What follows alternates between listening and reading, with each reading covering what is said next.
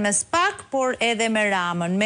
Nëse është apo jo një moment i ri ky, po e quaj kështu, edhe për SPAK, qoftë në çfarë do lloji ndikimi apo ato që ti analizove, qofshin këto teori konspirative apo qofshin këto ndikime të vërteta. Thënë këtë, ka 3 pyetje sot për shembull që Gazmend Bardhi ja ka drejtuar SPAK lidhur me çështjen Balluku dhe unë dua t'i risjell pak për thënë nëse janë apo jo këto pyetje legjitime, nëse vlen në një moment si ky kur ne po themi që prit se ka bërë një hap ndryshe. Pse tani që vetë SPAK ka bërë publik rëndimin e pozitës penale të Belinda Ballukut dhe dyshimet për korrupsion dhe pastrim parash nuk i drejtohet kuvendit me kërkesën për heqjen e imunitetit dhe arrestimin e saj, kujtoj atë çfarë ka thënë Klod Braho sot në këtë kuadër. 2. Kush po e pengon prokurorinë e posaçme të zbatoj ligjin? Dhe 3.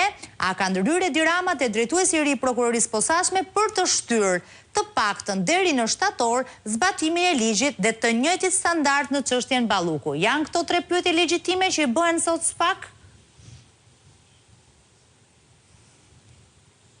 Tani ti e di që për ne si gazetar çdo pyetje është legjitime. Po, patjetër. Që edhe në këtë rast pyetjet janë legjitime dhe pyetjet shkojnë përtej. Pra, ka një që unë nuk mund të aprovoj, s'kam marrë asnjë deklaratë zyrtare për këtë, por ka fjalë dhe burime jo zyrtare edhe brenda vetë prokurorëve të SPAK-ut që thonë kjo është bërë një pakt që tani mos ta rëndojmë Ramën duke i çuar dhe imunitetin e Ballukut, po të paktën ta shtym për nga vjeshta sa të bjerë pak protesta, se po na u bë dhe protesta dhe Aruba dhe sekuestrimi i afeteve të biznesmenëve të kullave dhe Ballukut na fusi prap një spirale ja heq imunitetin, bëhet shumë. Dhe duke ditur që Rama në pjesën më të madhe vazhdon ta kontrollojë SPAK-un, unë besoj që kjo panderm që qarkullon ka shumë mundësi të jetë real. Se u zgjidha shumë te kjo çështja e SPAK, po jam vërtet kurioze. Ke pritshmëri ti vet Bushat duke pasur parasysh një kryqëzim të mundshëm të gjitha këtyre provave, pra atyre që kanë dalë nga dosja që ti përmende që çoi në arrestimin apo shpalljen në kërkim apo sekuestrimin e bizneseve, pronave, pasurive të biznesmenëve të ndërtimit, të dhënat që na dalin përmes vetë rrëfimit të këtyre arkitektëve, të dhënat të tjera të cilat tashmë i kemi në përgjimet përmes dosjeve të tjera që të gjitha lidhen me mafian e ndërtimit. Ke ti vetë një lloj pritshmërie tani? Për të shkuar tek Rama, kjo është pyetja. Që kryqëzimi këtyre të dhënave së bashku. Po, aty e kam. Dëgjoj, pritshmëritë e mia janë 0. Pra, që SPAK-u të veprojë në mënyrë profesionale dhe të pavarur është 0. Por çfarë na mëson historia? Historia na mëson që edhe Mussolini në Duçen, kush erëzoi Këshilli i Lartë fashist. Pra, ka momente që një personazh sado i gjithë pushtetshëm të jetë,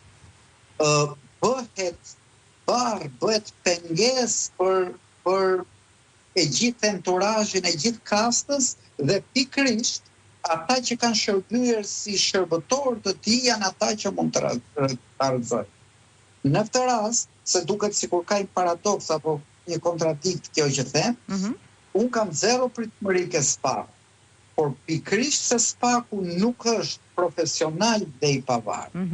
Pikërisht se Rama po tjerë kanë përdorur si mash për goditje politike, SPAK-u ja ka lënë mundësinë dhe hapësirën vetes të përdoret si mash dhe nga të tjerët, jo mash jo profesionale.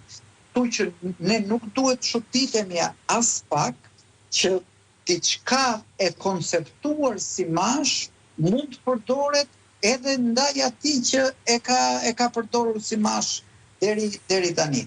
Mund të jenë faktorë të huaj, vende perëndimore që kanë influencë goxha të madhe në SPAK, apo vetë kjo kast që kupton që Rama tashmë është bërë pengesë. Ju kujtoni se biznesmen të këtij vendi janë të kënaqur po shohin që shkatrohen garde që mund t'i shkojnë në gardet e shtëpisë tyre. Pra edhe brenda oborit të Ramës ka filluar të përkundet ideja, ore që ky njeri